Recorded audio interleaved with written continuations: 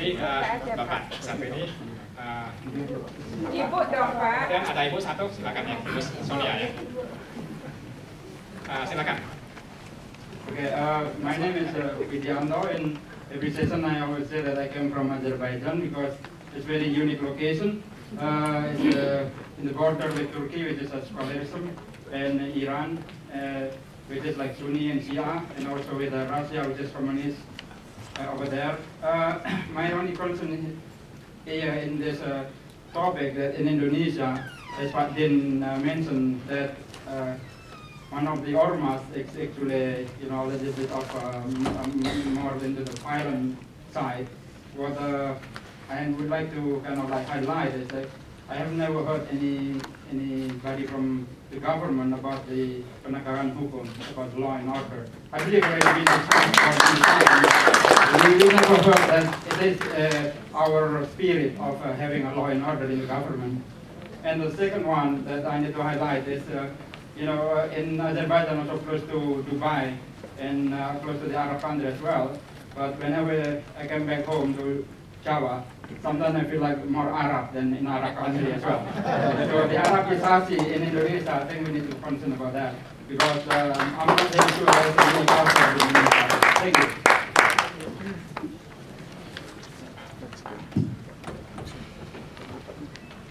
Selamat sore Pak. Nama saya Denny Urangian, Ketua Umum Badan Kerjasama Gereja-Gereja Indonesia di California Selatan. Mungkin saya mau coba membahas pluralisme dari sisi religius Pak ya. Mungkin pertanyaan saya ada dua, tapi mungkin pertama ini saya hanya sampaikan bahwa kita sudah melakukan segala upaya untuk menyampaikan aspirasi kita ke pemerintah, dan kami juga sudah mengirim surat resmi ke Presiden dengan CC kepada pejabat terkait sampai ke Wali Kota Bogor, dan sudah dijawab walaupun mungkin jawabannya tidak seperti yang diharapkan. Mungkin pertanyaan saya adalah, saya mengerti bahwa pemerintah juga tentunya ada keterbatasan dalam penegakan hukum. Nah, ada dua poin. Yang pertama adalah bagaimana pemerintah untuk lebih terus meningkatkan upaya-upaya penegakan hukum, ya. Yang kedua adalah tentunya pentingnya peranan para tokoh agama untuk menyampaikan secara komunikasi yang baik kepada umatnya, bagaimana mereka lebih menghargai kebebasan beragama dan lebih saling menghormati, ya. Jadi tokoh agama juga penting sekali fungsinya. Dan yang ketiga, yang terakhir adalah bagaimana, apakah bisa dipikirkan wacana untuk memasukkan salah satu mata pendidikan di sekolah mengenai pluralisme, khususnya mengenai bagaimana kita menghormati sesama dalam segala konteks, dan juga dalam kebebasan melaksanakan ibadah. Itu saja, semoga ini bisa menjadi masukan yang bisa dipertimbangkan. Terima kasih.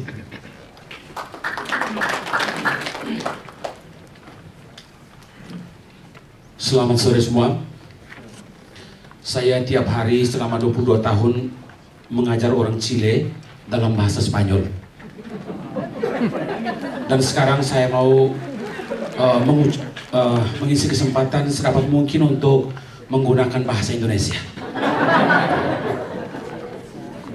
Saya seorang pastor Katolik yang bekerja sudah 22 tahun di Chile sebagai pionir di Amerika Latin. Barusan bulan Mei yang lalu, saya diundang secara khusus oleh KBRI Santiago sebagai warga negara dan undangan khusus untuk mengikuti konferensi dialog lintas agama dan budaya antara Chile dan Indonesia. Konferensi itu begitu unik seperti Kongres Diaspora ini, yang merupakan pertama kali di dunia. Di Chile, inisiatif itu merupakan yang pertama di Amerika Latin.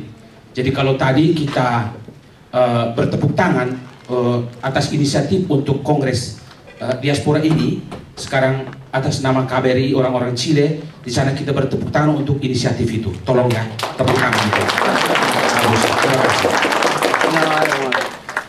Jadi di situ dicanangkan bagaimana cara-cara, bagaimana support kita sebagai orang Indonesia yang punya karakter yang berangkat dari 4 pilar penting itu, ya, terlebih Bhinneka Tunggal Ika, kebersatuan dalam keragaman. Dan itu saya sebagai warga negara Indonesia, bukan sebagai pastor saja, ya, saya melihat itu sebagai sesuatu yang membuat saya merasa bangga menjadi orang Indonesia. Kenapa? Kenapa di dalam dunia zaman globalisasi ini, di mana tadi hari ini kita mendengar orang-orang qualified, orang-orang Indonesia di diaspora yang sukses dalam soal inovasi, dalam soal teknologi, dalam soal ekonomi, dan itu patut kita banggakan, kan? Tetapi saya melihat apakah sebaiknya sekarang kita orang-orang Indonesia juga berusaha untuk menjual produksi yang non material, non moneter, tetapi dia harus lahir dari 4 pilar itu. Justru kita juga harus betul-betul membela negara Indonesia kita. Kita membela negara Indonesia sekarang ini bukan hanya dari segi penjajahan yang seperti banyak tahun yang lalu, tetapi dari kritik dunia internasional terhadap praktik kebersamaan kita di tanah air ini, di mana akhir-akhir ini ada kelompok-kelompok tertentu sangat menderita, dan itu sudah menjadi pengetahuan umum, ya. Dan sampai-sampai bulan Mei yang baru-baru ini di Geneva diadakan evaluasi tentang negara-negara yang masuk dalam badan hukum dari hak asasi manusia. Indonesia termasuk anggota. Tetapi karena praktik toleransi agama di Indonesia itu belum semaksimal mungkin dipraktikkan, maka Indonesia sekarang terancam keanggotaannya. Karena itu saya minta di Kongres Diaspora ini untuk kira-kira kita bisa mengusahakan forum-forum dialog antar agama atau seperti semacamnya itu, biar supaya kita betul-betul, lalu sesudah itu ide itu dimasukkan ke pemerintah, dan pemerintah tolong, seperti saya membantu saudara yang tadi, tolong dengar suara-suara dari anak-anak di diaspora. Karena justru itu untuk itu kita datang ke sini untuk memberikan sumbangan pikiran untuk ke pembangunan Indonesia secara lahir dan batin. Bukan hanya secara lahir saja, tetapi batin saja. Oke, ini sumbangan pikiran saya. Terima kasih. Urusannya silakan. Singkat urusannya. Singkat ya.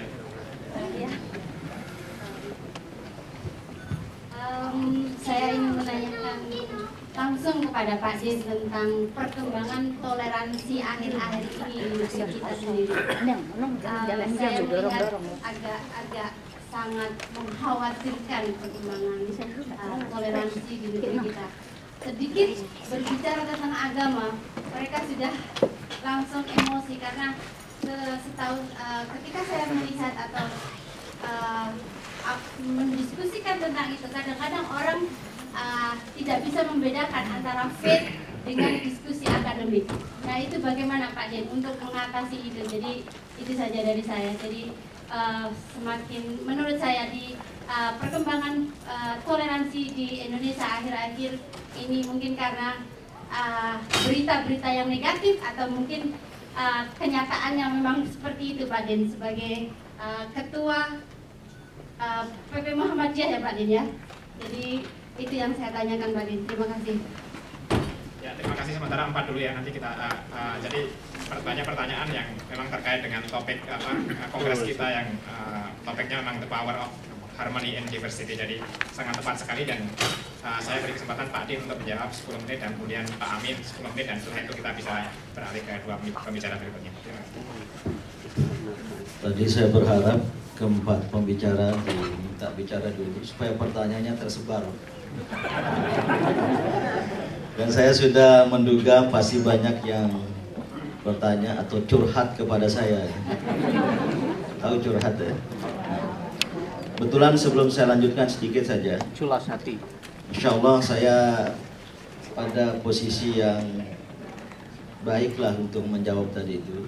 Karena selain sebagai Ketua Umum Muhammadiyah, juga sebagai Ketua Presidium dari Indonesian Religious Council atau IRC Indonesia. Dan saya dapat amanat sebagai Presiden Asian Conference of Religions for Peace dan Co-President of World Conference of Religions for Peace. Dan tahun 2010 akhir saya memimpin as a leader of the Indonesian Interfaith Leaders to the United States. Nah, saya ingin secara apa adanya, karena masalah ini juga kita bicarakan. Saya ingin mulai dari toleransi. Memang terakhir dikemukakan seperti itu, tapi kalau boleh saya sampaikan, tingkat toleransi kita tidaklah berkurang. Bahkan sayang tidak hadir ya, kawan-kawan tokoh Kristen Katolik, baik Ketua Umum KWI, Konferensi Wali Gereja Indonesia, maupun Ketua Umum PGI, Persatuan Gereja-Gereja Indonesia. Saya kira Pastor Chile belum pernah ketemu Paus. Ya, saya 4 kali. Dan insya Allah bulan November akan menandatangani MOU antara Vatikan dengan Muhammadiyah dan Nahdlatul Ulama. Dan 2 bulan lalu saya juga menandatangani MOU antara Muhammadiyah dengan Community of Saint Egidio, the largest and most influential Catholic lay people organization based in Italy. Nah, karena menurut pengakuan tokoh Kristen Katolik, Katolik Protestan, itu persahabatannya luar biasa. Pak Andreas Yewangu, Pak Situmorang, Tokoh KW itu sering sekali datang ke PP Muhammadiyah. Hampir saya bilang ini Krismuha, Kristen Muhammadiyah. Tapi memang saya tidak mau menutup mata. Penilaian kita bagaimana itu? Apakah lebih meningkat atau tidak itu? Antara hidup berdampingan secara damai saya kira nggak ada masalah. Hasil survei terakhir juga cukup tinggi. Cuma soal pendirian rumah ibadat masih ada masalah. Betul. Tapi ingin saya jelaskan, tidak hanya gereja Bu, masjid banyak juga yang nggak boleh di Papua, di Manokwari, di Kupang. Itu tidak benar di Papua. Benar. Nah, saya punya data Pak. Saya juga punya data. Iya. Nah, ini repot kita ini. Memang repot, kalau itu harus ada tim verifikasi data. Saya kebetulan wakil ketua umum MUI, di meja saya banyak sekali surat masuk. Karena itu kasih dong wartawan masuk ke Papua dong. Boleh. Papua verifikasi bebas. kan mesti dari Papua, masa verifikasi dari TNI? Kongres itu sampai hari ini masih menuntut untuk Papua dibuka Pak. Iya, bukan soal saya ingin sampaikan soal masjid yang tidak boleh didirikan. Ya, tapi jangan pakai di Papua karena I'm from there. I know exactly where are you from? Where exactly? I'm former Indonesian journalist from Kompas. Yeah. I kick out just because. Di kota mana? I'm from West Papua. Tahun berapa? Tahun berapa? Saya disediakan keluar oleh bangsa Indonesia hanya karena saya bekerja. Oke, sudah lama meninggalkan Indonesia. Ya. Jadi kita tidak usah berdebat. Karena itu saya tahu, oleh karena itu Bapak bicara yang jujur, itu saja saya ini. Saya mohon maaf. Saya sudah sering sampaikan ini di forum rapat-rapat IRC, Interreligious Council. Ada ketua umum PGI, ada ketua umum KWI. Di Kupang 2 masjid, di Papua 2 masjid, di Denpasar 6 masjid. Gereja lebih banyak Pak itu. Betul. 300. Gereja juga. Nah, Kita asal nggak langsung bicara saja. angka Pak, mau 1 mau 2 Pak, semua mesti kasih izin. Begitu aja. Ya, itu Jangan persoalannya, kita ngomong anak betul. kecil, 2 masjid nggak boleh, 100 gereja, semua kasih izin dong. Iya. Nah, ini yang perlu saya. Ya, jangan marah-marah lah.